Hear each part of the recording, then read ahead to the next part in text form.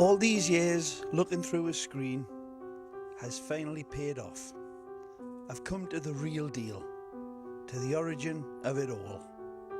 It's big, let me tell you, gargantuan.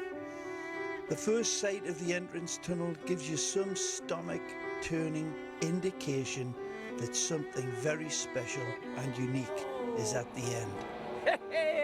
I've seen these walls 1,000 times. I know them like the back of my hand, but not like this, not like today.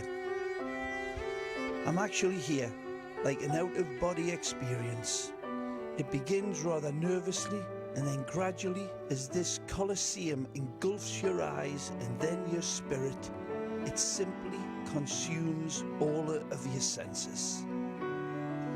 You're overwhelmed by the immense sense of serious footballing history where the gods of the game performed on this most illustrious stage.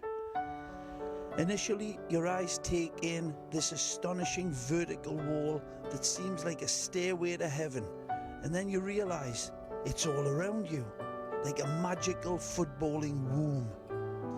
Okay, first time for me in this wonderful cathedral of football, Camp Nou. And I'm sorry you're sick and tired of hearing this, but there's no words to describe it, but I'm going to try to find a few. To say that this is a Colosseum of football rather than a cathedral of football, I think does it justice, because seeing these gladiators down there on the field, it's almost Colosseum-like. And just like the Colosseum in Rome, this place will never be brought down, ever. It'll live forever in Barcelona. It's actually an antiquated stadium behind the scenes, which seems to just add to the spirit and soul of the place. It doesn't change much, but the cavernous, the magnificent, monumental structure is simply staggering. As we're looking at it now, it doesn't do it justice. It's when you first come in from ground level and you look down into the pit where these players are playing, and La Pulga looks even smaller. He looks like La Pulga Atomica, and that's exactly how he plays, of course.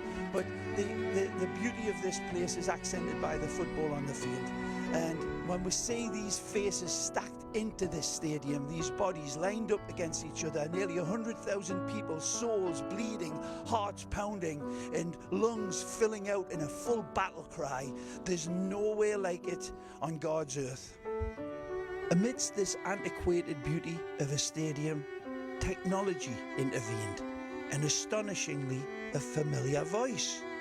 My own voice came through the stadium in a replay of one of Ibrahimovic's masterpiece goals, and I felt so moved and entirely honoured to have contributed just a small piece of Barcelona history. And then finally, in the crescendo of the Barcelona tribute film, unexpectedly, I heard myself again, this time describing Messi's genius in the most extraordinary finale to the film's climax. This time, I simply couldn't contain myself. Astonishing, brave response from Barcelona.